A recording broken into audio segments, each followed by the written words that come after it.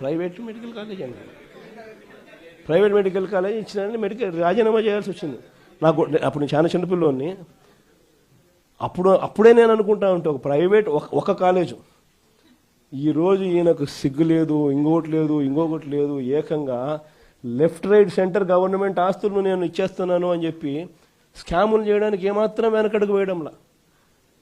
ఇచ్చేసే కార్యక్రమం చెనిక్కాయలకు బెల్లాలకు ఇచ్చేయడమే కాకుండా స్కాముల్లో ఇంకా అన్నిటికన్నా దారుణమైన స్కామ్ ఏమిటో తెలుసా? నువ్వు ప్రైవేట్ వాళ్ళకి కాలేజీలు ఇచ్చేసిన తర్వాత ఆ ప్రైవేట్ కాలేజీలు వాళ్ళు ప్రైవేట్ కాలేజీలు ఇది నడిపేటప్పుడు వాళ్ళ జీతాలు నువ్వు ఇస్తావంట. అది ఇంకా పెద్ద స్కామ్. నువ్వు ప్రైవేట్ వానికి ఇచ్చేసిన తర్వాత ఆ private college, private teaching hospital వాళ్ళు నడిపేటప్పుడు వాళ్ళ జీతాలు గవర్నమెంట్ ఇస్తుందంట.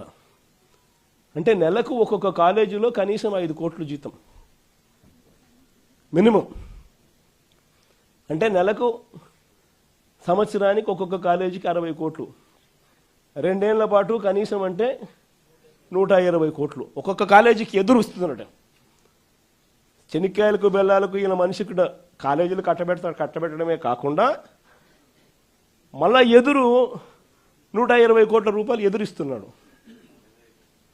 ఇది ఇంతకన్నా ఇంకా స్కామ్, ఇంతకన్నా దారుణమైన పరిస్థితి ఎక్కడైనా ఉంటుందని అడుగుతా ఉన్నా.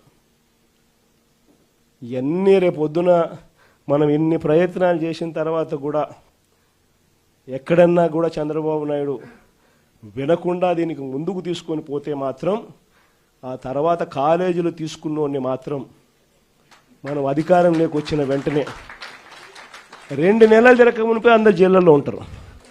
ఆ కాలేజీలు తీసుకున్న వాళ్ళు మాత్రం.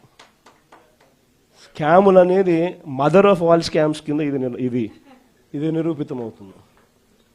అంతటి దారుణంగా ప్రజలకు నష్టం జరుగుతుందని కనిపిస్తూ ఉన్నా కూడా ప్రజలు దీనివల్ల ఉచితంగా వైద్యం పొందే అవకాశం పోతుందని తెలిసినా కూడా మన పిల్లలకు తక్కువ ధరకే, ప్రైవేట్ కన్నా చాలా తక్కువ ధరకే మన పిల్లలకు మెడికల్ కాలేజీలలో సీట్లు వచ్చి చదువులు అందుబాటులో ఉంటాయని తెలిసినా కూడా ఏమాత్రం ఖాతరు చేయకుండా చంద్రబాబు చేస్తూ ఉన్న ఈ తీరుకు చంద్రబాబు నాయుడుకు గట్టి గుణపాఠం మాత్రం ఖచ్చితంగా తగులుతుంది. మరి ముఖ్యంగా ఈ విషయాలన్నీ చెప్పడానికి మిమ్మల్ని అందరికీ మీ ద్వారా ప్రతి కార్యకర్తకు, ప్రతి గ్రామంలోనూ కూడా అభినందనలు కూడా తెలియజేయడం కోసం అని చెప్పి మిమ్మల్ని అందరినీ కూడా ఆహ్వానించడం జరిగింది.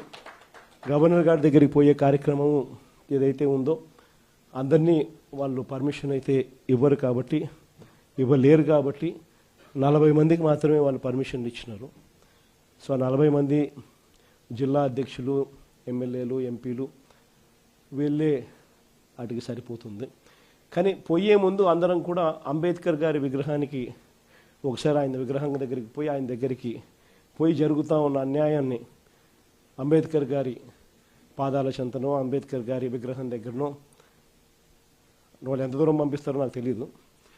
వాళ్ళు ఈ చంద్రబాబు నాయుడు అనే ప్రభుత్వం అనేది పూర్తిగా అన్యాయమైన ప్రభుత్వం కాబట్టి అంబేద్కర్ గారిని దర్శించుకుని ఆయనకు కూడా జరుగుతూ ఉన్న అన్యాయం కాపీనిగా ఆయన దగ్గర ఒకసారి పెట్టి అటు నుంచి అటే 40 మంది మీ గవర్నర్ గారి దగ్గరికి పోయే కార్యక్రమం చేస్తాం.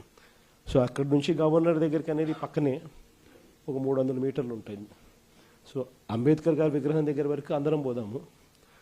అక్కడ అంబేద్కర్ గారి విగ్రహం దగ్గర మనం పెట్టే ఈ